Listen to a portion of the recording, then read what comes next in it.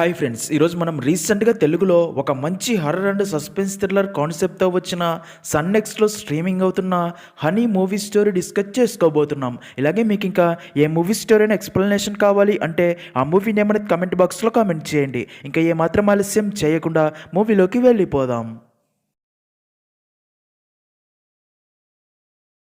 Movie start అవ్వగానే కొంతమంది కలిసి అటవీ ప్రాంతంలోని కొండపై గల ఒక రహస్య గుహలోకి వెళ్తారు. అక్కడ ఒక మహిళ వారందరి శరీరంపై ఒక పచ్చబొట్టు పొడిచే తర్వాత వారి క్షుద్ర దేవతకి పూజలు చేసి రక్తార్పణం ఇచ్చి క్షుద్ర దేవతలాగే నాలుక బయటికి పెట్టి విచిత్రంగా ప్రవర్తిస్తూ ఏవేవో మంత్రాలు చదువుతూ క్షుద్ర పూజలు చేయిస్తున్నట్లు చూపిస్తారు. సీన్ కట్ చేస్తే లలిత అనే మహిళ తన శరీరం అంతా రక్తంతో ఆ ప్లేస్ అంతా ఉన్న రక్తాన్ని క్లీన్ చేయబోగా అక్కడే ఉన్న తన కూతురు మీరా తనతో, అమ్మ మనతో పాటు హనీ వస్తుందా, హనీ ఎక్కడమ్మా కనిపించడం లేదు అనగా అది విన్న లలితకి ఏం చెప్పాలో అర్థం కాక ఏడుస్తుంది. సీన్ కట్ చేస్తే స్టోరీ 2013కి వెళ్తుంది. ఇక్కడే మనకి మన మూవీలో మెయిన్ క్యారెక్టర్ అయిన ఆనంద్ని చూపిస్తారు. ఆనంద్ గవర్నమెంట్ ఆఫీస్లో రిజిస్టర్గా జాబ్ చేస్తూ ఉంటాడు. అయితే ఒకరోజు అక్కడి మిగతా ఎంప్లాయీస్ అందరూ కలిసి వీడికి ఎన్నిసార్లు చెప్పినా మారడు అని తనని కొట్టి వారి పై ఆఫీసర్కి చెప్పి తనని జాబ్లో నుండి తీసేయించి అక్కడి ఆనంద్ సెల్ఫ్ డ్రాయర్లోని వస్తువులన్నీ తీసి బయటపడేస్తారు. అందులో నిమ్మకాయలు, ఎండుమిర్చి ఇలా క్షుద్ర పూజలకు ఉపయోగించే వస్తువులన్నీ ఉంటాయి. ఇక్కడే మనకు తెలిసే ఒక విషయం ఏంటంటే నిజానికి ఆనంద్కి మూఢనమ్మకాలు అంటే విపరీతమైన నమ్మకం ఉంటుంది. ఇంకా క్షుద్ర దేవతలను పూజిస్తూ వాటి ద్వారా అధిక మొత్తంలో ఈజీగా డబ్బు సంపాదించాలి అనుకుంటూ ఉంటాడు. ఇంకా అలా ఆనంద్ ఇంటికి వచ్చి తన భార్య లలితతో నా జాబ్ పోయింది అనగా అది విన్న ఆనంద్ భార్య ఆనంద్ ఫేస్ పై దెబ్బలు చూసి అసలు ఏం జరిగింది, మళ్ళీ ఏం చేసావని అడగ్గా అది విన్న ఆనంద్ కూడా సీరియస్ అయ్యి నిన్ను పెళ్లి చేసుకున్నాను, ఇది పుట్టిందే, అప్పటి నుండే నాకు దరిద్రం పట్టింది అని కోపంతో ఇంట్లోని దేవుళ్ళ ఫొటోస్ అన్ని తీసేసి తను పూజించే క్షుద్రదేవతల ఫొటోస్ పెట్టుకుంటాడు. ఆ రోజు నుండి ఆనంద్ ఎలాంటి జాబు చేయకుండా ఇంట్లోనే ఉంటూ ఆ క్షుద్ర దేవతల ఫొటోస్ ముందు కూర్చొని పూజలు చేస్తూ మూవీ స్టార్టింగ్ లో చూపించినట్టు నాలుక బయటికి పెట్టి ఏవేవో మంత్రాలు చదువుతూ ఉంటాడు. ఇంకా ఇక్కడే మనకు తెలిసే మరొక విషయం ఏంటంటే ఆనంద్ లలితకి మీరా అనే కూతురు ఉంటుంది. సీన్ కట్ చేస్తే స్టోరీ 2019కి వెళ్తుంది. ఇప్పటికీ కూడా ఆనంద్ అలాగే పూజలు చేస్తూ ఉంటాడు. దాంతో లలిత స్కూల్లో టీచర్గా జాబ్ చేస్తూ ఇంటి ఖర్చులు చూసుకుంటూ ఉంటుంది. కానీ ఆ డబ్బులు సరిపోక ఒక రోజు లలిత ఆనంద్తో అదే విషయం చెప్పి నువ్వు కూడా ఏదైనా చిన్న ఉద్యోగం చూసుకోవని చెప్పగా దానికి ఆనంద్ కీచరి దేవత అనుగ్రహం వచ్చేదాకా వెయిట్ చెయ్యి, త్వరలోనే అంతా జరుగుతుంది, అప్పుడు కోట్లు సంపాదిస్తాను అని చెప్తాడు. దానికి లలిత అయితే నీ పూజలు పూజ సామాగ్రి కోసం డబ్బులు నన్ను అడక్కు, నేను నీ కోసం అందరినీ వదిలేసి వచ్చాను, నాకు ఇలా కావాల్సిందే అని చెప్పి ఏడుస్తుంది. అలా ఇద్దరి మధ్య మాట పెరిగి ఆనంద్ లలితని కొడతాడు. ఇంకప్పటికే ఆ కాలనీ వాళ్ళకి ఆనంద్ చేసే క్షుద్ర పూజల గురించి తెలిసి ఆ ఇంటి ఓనర్తో వారిని వెంటనే ఇల్లు ఖాళీ చేసి వెళ్ళిపోమని చెప్పడంతో ఆనంద్కి మరో దారి లేక అదే రోజు రాత్రి ఇల్లు ఖాళీ చేసి అక్కడ నుండి వెళ్ళిపోయినట్లు చూపిస్తారు. సీన్ కట్ చేస్తే స్టోరీ 2022కి వెళ్తుంది. ఆనంద్ ఫ్యామిలీ మరొక ఇంట్లో రెంట్కు ఉంటారు. ఇప్పటికీ కూడా ఆనంద్ ఎలాంటి జాబు చేయకుండా మూఢనమ్మకాలతో క్షుద్రదేవతని పూజిస్తూ ఉంటాడు. లలిత మీరా చదివే స్కూల్లోనే టీచర్గా జాబ్ చేస్తూ ఉంటుంది. ఇలా ఉండగా ఒకరోజు అర్ధరాత్రి సమయంలో లలితకి ఎవరో మాట్లాడుతున్న సౌండ్స్ వినిపించి నిద్రలేచి చూడగా ఆనంద్ సారంగపాణి అనే వ్యక్తితో మాట్లాడుతూ ఉంటాడు. నిజానికి ఈ సారంగపాణి కూడా ఆనంద్ లాగే శరీరం మీద కీచరి పచ్చబొట్టు ఉండి అదే క్షుద్రదేవతని పూజిస్తూ ఉంటాడు. సారంగపాణి ఆనంద్తో మరో 20 రోజుల్లో అంతా రెడీ అవుతుంది, మనిషిని పురమాయించాను, వెళ్ళి తెచ్చుకోవాలి అని చెప్పగా దానికి ఆనంద్ నాకేం ప్రాబ్లం లేదు, నా భార్యతో మాట్లాడి ఒప్పించాలి అనగా దానికి సారంగపాణి నీ భార్యతో మాట్లాడి ఒప్పించు, ఇన్వెస్ట్మెంట్ డబ్బు మొత్తం నేను చూసుకుంటాను, ఇందులో ఒక్కసారి మనం సక్సెస్ అయితే దీని గురించి వెతుకుతున్న డబ్బున్నవారు చాలామంది ఉన్నారు అని, అలాగే నేను నిన్ను ఎంచుకోవడానికి కారణమే నీ కూతురు, ఇది అనుకున్నది అనుకున్నట్టుగా జరగాలి అంటే ఇంకా నిర్ణయం తీసుకోవాల్సింది నువ్వే అని చెప్పి అక్కడ నుండి వెళ్ళిపోతాడు. ఇంకా అదంతా చూసిన లలిత షాక్ అయ్యి ఆనంద్తో ఇంత రాత్రి వచ్చిన ఆ వ్యక్తి ఎవరు, అసలు మీరు ఏం చేస్తున్నారు, నేను అంతా విన్నాను, నువ్వు మళ్ళీ మన కూతురు మీరాతో ఏం చేయబోతున్నావు, ఇంకా నిన్ను భరించే శక్తి నాకు లేదు అని సీరియస్ అవ్వగా అలా ఆనంద్కి కూడా కోపం వచ్చి ఇద్దరి మధ్య గొడవ స్టార్ట్ అయ్యే ఆనంద్ లలితని బాగా కొడతాడు. ఆ సౌండ్స్ విన్న మీరా కూడా నిద్రలేచి ఆ గొడవని చూసి ఏడుస్తుంది. అంతేగాక పై ఇంట్లో ఉండే నారాయణ అండు తన కూతురు కూడా ఆ అరుపులు విని కిందికి వచ్చి వారి గొడవని ఆపి ఆనంద్తో భార్యాభర్తల మధ్య గొడవలు సహజం, కానీ ఇలా పిల్లల ముందు గొడవ పడితే ఆ పసి హృదయం తట్టుకోలేదు అని మీరా ఈ రాత్రికి తమతోనే పడుకుంటుందని తమతో పాటు తీసుకెళ్తారు. నెక్స్ట్ సీన్ లో మరుసటి రోజు ఉదయం లలిత మీరాని స్కూల్కి తీసుకుని వెళ్తుంది. అయితే లంచ్ టైంలో మీరా సాడ్గా తన అమ్మ దగ్గరికి రాగా మీరాని చూసిన లలిత ఏమైంది తల్లి, ఎందుకు ఉదయం నుండి ఇలాగే ఉన్నావు, రాత్రి జరిగింది చూసి భయపడ్డావా అని అడగ్గా దానికి మీరా అమ్మ ఇంకెప్పుడు నాన్నతో నాతో గొడవ పడద్దు, పడినా సరే నన్ను నారాయణ అంకుల్ ఇంట్లో పడుకోవడానికి పంపకు అనగా అది విన్న లలిత షాక్ అయ్యి ఏమైంది తల్లి అనగా మీరా జరిగింది చెప్తుంది. నిజానికి నారాయణ మీరాని ఎప్పుడు దగ్గరికి తీసుకున్నా సరే కావాలనే మీరాని కామంతో టచ్ చేస్తూ అసభ్యకరంగా ప్రవర్తిస్తూ ఉంటాడు. అలాగే నిన్న రాత్రి కూడా తనని తన పక్కలో పడుకోబెట్టుకుని టచ్ చేసి ఉంటాడు. అది విన్న లలిత షాక్ అయ్యి ఇంకెప్పుడు వారి ఇంటికి పంపను అని చెప్పి ఎమోషనల్ అవుతుంది. ఇంకా అదే రోజు రాత్రి బాగా ఆలోచించిన లలిత ఆనంద్ దగ్గరికి వెళ్ళి మన గొడవల వల్ల మీరా డిస్టర్బ్ అవ్వకూడదు, దాని సంతోషమే నాకు ముఖ్యమనగా దానికి ఆనంద్ కూడా అవును నేను కూడా పాప విషయంలో తప్పు చేశాను, అయితే ఒక పని ఉంది అది చేస్తే మనం సంతోషంగా ఉంటాము అనగా అది విన్న లలిత చెప్పు మన సంతోషం కోసం ఏమైనా చేస్తాను అంటుంది. అది విన్న ఆనంద్ నేను 10 రోజులు బయటికి వెళ్తున్నా, ఈ రాత్రికే బయలుదేరుతున్నా, వచ్చాక ఏం చేయాలో చెప్తాను, మన జీవితాలు మారుతాయి, నన్ను నమ్ము, మనకి చాలా డబ్బు వస్తుంది, అలాగే నువ్వు కూడా పాపని తీసుకొని ఈ 10 రోజులు ఏదైనా వెకేషన్కి వెళ్ళిరా అంటాడు. దానికి లలిత వెకేషన్కి ఏమీ వద్దు, గురువు గారి ఆశ్రమానికి వెళ్తా అంటుంది. సీన్ కట్ చేస్తే మరుసటి రోజు ఉదయం లలిత మీరాని తీసుకుని శ్రీచక్ర ఆశ్రమంకి వెళ్తుంది. అక్కడే వారికి అదే ఆశ్రమంలో పనిచేసే రంగాచారి అనే వ్యక్తి లలిత ఉండేందుకు ఒక రూమ్ చూపించి తనకంటూ ఫ్యామిలీ లేకపోవడంతో మీరా తనని మావయ్య అని పిలుస్తూ ఉండడంతో లలితని తన సొంత చెల్లెల్లా ప్రేమగా చూసుకుంటూ ఉంటాడు. ఇదిలా ఉంటే మరో పక్క ఆనంద్ వెళ్ళి సారంగపాణిని కలిసి అలా ఇద్దరు కలిసి రాత్రి అటవీ ప్రాంతంలోకి వెళ్ళి ఒక వ్యక్తిని కలిసి తనకి కొంత డబ్బు ఇచ్చి అనుకున్న సమయానికి అంతా జరగాలి అని చెప్పి మళ్ళీ అక్కడి నుండి తిరిగి వచ్చేస్తారు. మరో పక్క లలిత ఆశ్రమంలోని గురూజీని కలవగా లలితని చూసిన గురూజీ తనతో నీ మనసంతా ఎందుకో అలజడిగా ఉంది, అది తుఫాన్ కూడా కావచ్చు, ఎప్పుడూ దైవనామస్మరణ చేస్తూ ఉండు, పాప జాగ్రత్త అని చెప్తాడు. అలా 10 రోజులు గడిచిపోతాయి. ఆనంద్ లలిత అండ్ మీరాని తీసుకెళ్ళడానికి ఆశ్రమం దగ్గరికి వచ్చి లలితాని కలిసి సారంగపాణి గారు మనం ఉండటం కోసం ఒక పెద్ద ఇల్లు చూశారు, సామాన్లు సర్దుకోవడానికి పనివారిని పంపుతా అన్నాడు, ఇప్పుడు నేరుగా మనం ఆ ఇంటికే వెళ్తున్నాం, ఇక మీదట మనం సంతోషంగా ఉంటామని చెప్పి అక్కడి నుండి వారిని తీసుకెళ్ళబోగా అప్పుడే ఆచార్య అక్కడికి వచ్చి మీరా కోసం చేసిన బొమ్మని తనకి ఇచ్చి పాప బాగా అలవాటైంది సార్, నేను అప్పుడప్పుడు వచ్చి పాపని చూడొచ్చా సార్ అని అడగ్గా దానికి ఆనంద్ వద్దు నేనే ఇక్కడికి పంపుతాను అని సీరియస్ అయ్యి వారిని ఆటోలో అక్కడి నుండి తీసుకెళ్తూ ఆ బొమ్మని అక్కడే పడేసినట్టు చూపిస్తారు. ఇక ఆనంద్ అలా మాట్లాడడంతో ఆచార్య చాలా ఫీల్ అవుతాడు. మరో పక్క అలా ఆనంద్ వారిని ఊరికి దూరంగా ఉన్న ఒక ఇంటికి తీసుకుని వెళ్తాడు. సారంగపాణి వారితో సామాన్లన్నీ వచ్చేసాయని అక్కడే ఉన్న రమ అనే ఒక మహిళని చూపించి తనే ఇంకా ఈ ఇంట్లో అన్ని పనులు చూసుకుంటుంది, మీరాకి ట్యూషన్ కూడా చెప్తుంది అని చెప్తాడు. అయితే అదంతా చూస్తున్న లలితకి అక్కడ ఏదో జరుగుతుందని కొంచెం డౌట్ వస్తుంది. ఇంకా సారంగపాణి రమాకి ఒక బొమ్మని ఇచ్చి పాపని దీంతో ప్రాక్టీస్ చేయించు అని చెప్పి మనం ఎల్లుండి రాత్రికే బయలుదేరాలి, నీ భార్యతో మాట్లాడి పాపని రెడీ చేయించు అని ఆనంద్కి చెప్పి అక్కడ నుండి వెళ్ళిపోతాడు. ఇక అదంతా చూస్తున్న లలిత ఆనంద్తో ఇవన్నీ వద్దు అని చెప్పాను కదా, అంతా మారిపోతుంది అన్నావు, మరి వీళ్ళు ఎవరు, పాపని ఇందులోకి లాగద్దు, కావాలంటే నేను చేస్తాను అనగా దానికి ఆనంద్ దీనికి ఆడపిల్లలు చిన్నపిల్లలు మాత్రమే కావాలి అని సారంగపాణి గారు ఈ పని నాకు అప్పగించారు, నన్ను నమ్ము, మీరాకి ఏం కాదు, మీరా నాకు కూడా కూతురే కదా, తనని ప్రాబ్లంలో వదిలేస్తానని చెప్పు, ఇదిగో ఈ డబ్బు అడ్వాన్స్ మాత్రమే, ఇంకా చాలా డబ్బు వస్తుంది మనకి, తర్వాత సంతోషంగా ఉండవచ్చు అని మీరాకి చెప్పి ప్రిపేర్ చెయ్యి అని లలితని బలవంతంగా ఒప్పిస్తాడు. దాంతో లలిత మీరా దగ్గరికి వెళ్ళి తనతో చూడు తల్లి భయపడకుండా నాన్న ఏం చెప్తే అది చెయ్యి అని చెప్పడంతో మీరా కూడా సరే అమ్మా అంటుంది. ఇంకా అలా మరుసటి రోజు ఆనంద్ అండ్ సారంగపాణి మీరాని తమతో పాటు అటవీ ప్రాంతంలోకి తీసుకెళ్లి తాము కలిసి డబ్బు ఇచ్చిన అదే వ్యక్తిని కలవగా తను వారిని మరొక వ్యక్తి దగ్గరికి తీసుకుని వెళ్ళగా ఆ వ్యక్తి ఒక సంచిని తీసుకువచ్చి మీరాకి తీసుకోమని చెప్తాడు. అయితే ఆ సంచిలో ఉన్నది ఏదో కదులుతూ ఉండడంతో మీరా భయపడి మొదట తీసుకోను అంటుంది. ఆ వ్యక్తి వారితో పాప ఇంకా పెద్ద మనిషి కాలేదు కదా, జాగ్రత్త సామి, దీన్ని ఆ పాప కింద పెట్టకూడదు, చెయ్యి మారకూడదు, జాగ్రత్తగా తీసుకెళ్ళండి, పని అయ్యేదాకా పాప పెద్ద మనిషి కాకుండా చూసుకోండి, లేదంటే పని మొత్తం నాశనం అవుతుంది అని చెప్పగా ఆనంద్ మీరాని ఆ సంచి తీసుకోమని చెప్పి అలా ఆ వ్యక్తికి కొంత డబ్బు ఇచ్చి దాన్ని తీసుకుని అక్కడ నుండి ఇంటికి తిరిగి వచ్చి సౌండ్స్ బయటికి వెళ్లకుండా ఏర్పాటు చేసిన రూమ్లో మీరాతోనే ఆ సంచిని ఓపెన్ చేయించి అందులో ఉన్న దాన్ని బయటికి తీయిస్తారు. నిజానికి ఆ సంచిలో ఒక ప్రెగ్నెంట్ పిల్లి ఉంటుంది. దాన్ని అక్కడే కట్టేసి దానికి తాగడానికి పాలు పెట్టి మీరాని కూడా అదే రూమ్లో పడుకోమని చెప్పడంతో మీరా దాన్నే చూస్తూ అక్కడే ఉంటుంది. ఇంకా అలాగే రమ అండ్ ఆనంద్ మీరాకి ఒక బొమ్మని ఇచ్చి దానికి ఉరితాడు మెడకి ఎలా బిగించాలో నేర్పిస్తూ ఉంటారు.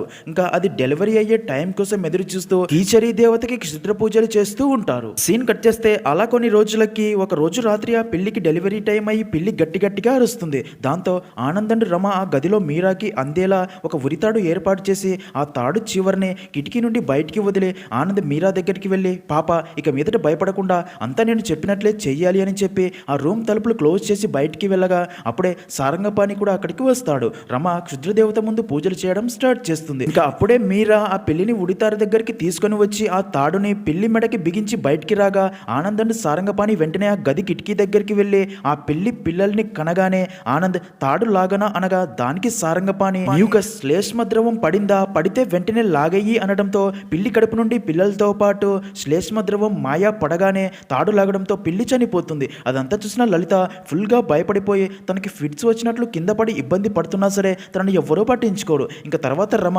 మీరాని పిల్లి డెలివరీ అయిన ప్లేస్కి తీసుకుని వెళ్ళి పిల్లి పిల్లలతో పాటు బయటకు వచ్చిన శ్లేష్మ ద్రవం మాయాని మీరాతోనే ఒక చిన్న పాత్రలోకి ఎత్తించి దానికి ఎర్రటి గుడ్డ చుట్టి దాన్ని తీసుకెళ్లి క్షుద్ర దేవత ముందు పెట్టిస్తాడు.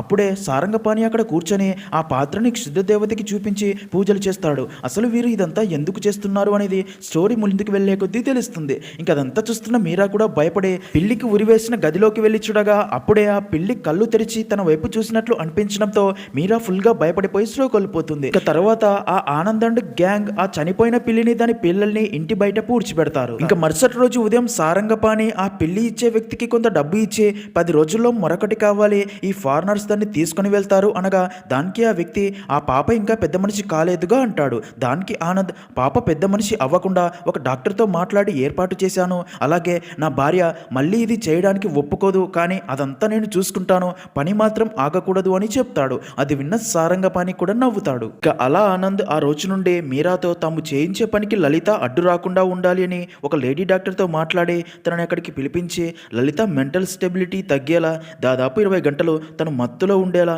ప్రతిరోజు డాక్టర్తో ఇంజెక్షన్ వేయిస్తూ ఉంటారు. దాంతో లలిత మెంటల్గా చాలా వీక్ అవుతూ ఉంటుంది. అలాగే వైలెంట్గా బిహేవ్ చేయడం స్టార్ట్ చేయడంతో తనని గొలుసులతో కట్టేసి ఒక గదిలో ఉంచి లాక్స్ వేస్తారు. మీరా కూడా ఆ రూమ్లోకి వెళ్ళనివ్వకుండా తనతో అమ్మకి ఆరోగ్యం బాగోలేదు, తనని రెస్ట్ తీసుకొనివ్వు అని చెప్తూ ఉంటారు. ఇంకా అదే రోజు రాత్రే ఆనంద్ అండ్ రమ ఒక గదిలో ఇంటిమేట్ అవుతూ ఉండగా మరో పక్క మీరాకి ఆ చనిపోయిన పిల్లి గుర్తొస్తూ భయపడుతూ ఉండగా అప్పుడే మీరాకి ఆ చనిపోయిన పిల్లిలాగా సేమ్ తన రూపంలోనే ఉన్న అమ్మాయి మీరాకి కనిపిస్తూ తన దగ్గరికి రాగా తనని చూసిన మీరా ఎవరు నువ్వు అని అడగ్గా దానికి తను నేను ఎవరో నీకు బాగా తెలుసు, నేను నీ సిస్టర్ అనుకో అంటుంది. దానికి మీరా అయితే నీ పేరేంటనగా దానికి తను నాకు పేరు లేదు అంటుంది. దాంతో మీరా అయితే నేను నీకు పేరు పెడతా, మా అమ్మ నన్ను చిన్నప్పుడు హనీ అని పిలిచేది, నీ పేరు హనీ అంటుంది. దానికి హనీ పేరు బాగుంది, అసలు నీకు అమ్మ సిక్కెందుకయిందో తెలుసా, తను అలా అయితేనే కదా మీ నాన్న ఇంకా వారి పని మీద నిన్ను మళ్ళీ మళ్ళీ బయటికి తీసుకెళ్లగలరు, ఇక మీదట నువ్వు చాలా ధైర్యంగా జాగ్రత్తగా ఉండాలని చెప్పి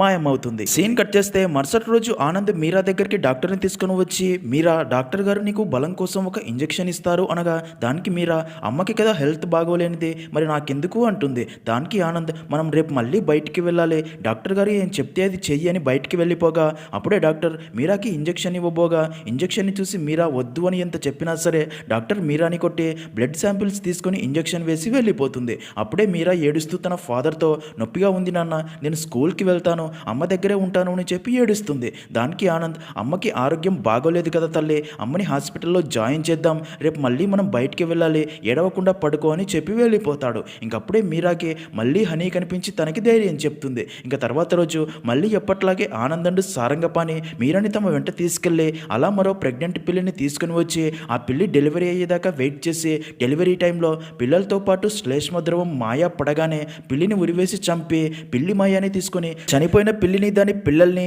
ఇంటి బయట పాతి పెడతారు. అదే రోజు హనీ మీరాకి కనిపించి నిన్న ఇంకా స్కూల్కి పంపరు, అమ్మని హాస్పిటల్కి తీసుకెళ్లరు, పిల్లల్ని పెట్టగానే కొన్ని రోజులకి మరో పిల్లి వస్తుంది, ఇది ఇంకా ఆగదు అని చెప్తుంది. ఇదిలా ఉంటే మరో పక్క రంగాచారి మీరా అండ్ లలితని ఒకసారి కలిసి మాట్లాడాలని వారి పాత ఇంటి అడ్రస్కి వెళ్ళగా వారు ఎప్పుడో ఆ ఇంటిని ఖాళీ చేసి వెళ్ళిపోయారని తెలిసి ఇప్పుడు వారు ఎక్కడ ఉన్నారో అని ఆలోచిస్తాడు. మరో పక్క Anand and gang Lalitha and మీరాలకి ఇంజెక్షన్స్ ఇస్తూ మీరాతో పిల్లిని తీసుకొస్తూ అదే పని చేస్తూ ఉంటారు. పిల్లి మాయాని క్యాష్ చేసుకుంటూ అలా కొంతకాలం గడిచిపోతుంది. నెక్స్ట్ సీన్ లో ఒక రోజు డాక్టర్ మీరాకి ఇంజెక్షన్ ఇచ్చి ఆనంద్ అండ్ సారంగపాణి దగ్గరికి రాగా సారంగపాణి తనకి డబ్బు ఇచ్చి పాప ఇంకో 2 సంవత్సరాల దాకా పెద్ద మనిషి కాకుండా చూడు, తనతో మాకు పని ఉంది అనగా దానికి డాక్టర్ 2 సంవత్సరాలంటే కష్టం, ఇప్పటికే తన హార్మోన్ బ్యాలెన్స్ పాడవుతుంది, ఈ విషయం బయటికి తెలిస్తే మనందరికీ శిక్ష పడుతుంది, ఇప్పటికే తన అమ్మ మెంటల్ పేషెంట్ అయ్యింది, త్వరగా మరొక పాపని చూసుకోండి అని చెప్పి వెళ్ళిపోతుంది. ఇదిలా ఉంటే బెంగళూరుకి చెందిన ఒక బిజినెస్ మ్యాన్ ఆనంద్ అండ్ సారంగపాణిని కలిసి గణపతి మీ గురించి చెప్పాడు, అసలు ఈ పిల్లి మాయ వల్ల లాభం ఏంటి చెప్పండి అని అడగ్గా దానికి సారంగపాణి 100 సంవత్సరాల నుండి పిల్లి మాయా పవర్ గురించి కొద్ది మందికే తెలుసు, అది ఎవరి దగ్గర ఉంటే వారి మాటే నెగ్గుతుంది, వారే పవర్లో ఉంటారు, కబాలి వికృతి షష్ఠి అండ్ కేచరి తంత్రశాస్త్రంలో పెద్ద దేవతలు, షష్ఠి దేవత అంటే కార్యసిద్ధి, ఆకర్షణ. ఆ దేవత వాహనం పెళ్లి. ఆ పెళ్లి మాయ ఎవరి దగ్గర ఉంటే ఆ మనిషికి అందరూ దాసోహం అవ్వాల్సిందే. డబ్బు, పరపతి, అధికారం, ఆడది అన్నీ వారికే దక్కుతాయి. పెళ్లి మాయ సాధించడం అంత సులువు కాదు. ఏనుగు చావు, పెళ్లి ప్రసవం మనిషి ఎవడు చూడలేదు. అలా పెళ్లి ప్రసవించిన వెంటనే బయటికి వచ్చిన మాయాను అదే తినేస్తుంది. తంత్రశాస్త్రంలో నిజమైన పెళ్లి మాయాని సాధించే మార్గం ఒకటి ఉంది. ఋతుచక్రం మొదలవ్వని ఆడపిల్లతో పెళ్లి మాయని ఒక కుండలో పెట్టించి కేచరీ పూజని ఆచరించిన మనిషి ఆ కుండని పట్టుకొని కింద పెట్టకుండా వెనక్కి తిరగకుండా తన ఇంటి దక్షిణ దిక్కున పాతిపెట్టి దానిపై నాగచముడు, బ్రహ్మచముడు లాంటి ముళ్ళ మొక్కలు నాటాక పాతిన మొక్క ప్రాణం పోసుకుంటూ పెరిగే కొద్దీ పలుకుబడి, అధికారం, డబ్బు ఇలా ప్రతిదీ పెరుగుతూ ఆ ఇంటి యజమానికి ఎదురు ఉండదు. పెళ్లి ప్రసవం మీ కళ్ళ ముందే జరుగుతుంది. అందుకే ఇంత రేటు అని చెప్పగా అదంతా విన్న బిజినెస్ మ్యాన్ వారు చెప్పింది నమ్మి వారికి డబ్బు ఇస్తాడు. దాంతో ఆనందుడు సారంగపాణి మీరాతో మరొక ప్రెగ్నెంట్ పిల్లిని తెప్పించి దాని డెలివరీ టైంకి బిజినెస్ మ్యాన్ని అక్కడికి రప్పించి పిల్లి మాయతో కేచరీ పూజ చేయించి ఇచ్చి పంపుతాడు. అలా ఆ రోజు నుండి ఎంతో మంది వారిని నమ్ముతూ అలా వారికి డబ్బు ఇచ్చి పిల్లి మాయాని తీసుకెళ్తూ ఉంటారు. ఇదే ప్రాసెస్లో మీరా హార్మోన్ బ్యాలెన్స్ పూర్తిగా పాడయి తన ఆరోగ్యం క్షీణిస్తుంది. మరో పక్క లలిత కూడా విచిత్రంగా ప్రవర్తిస్తూ అక్కడ జరిగేదానికి తను ఏమీ చేయలేక మీరాని గుర్తు చేసుకుని ఏడుస్తూ ఉంటుంది. సీన్ కట్ చేస్తే ఒక రోజు ఆనంద్ మీరా దగ్గరికి వెళ్ళి, ఇక మీదట నువ్వు బయటికి రావాల్సిన పని లేదు తల్లి,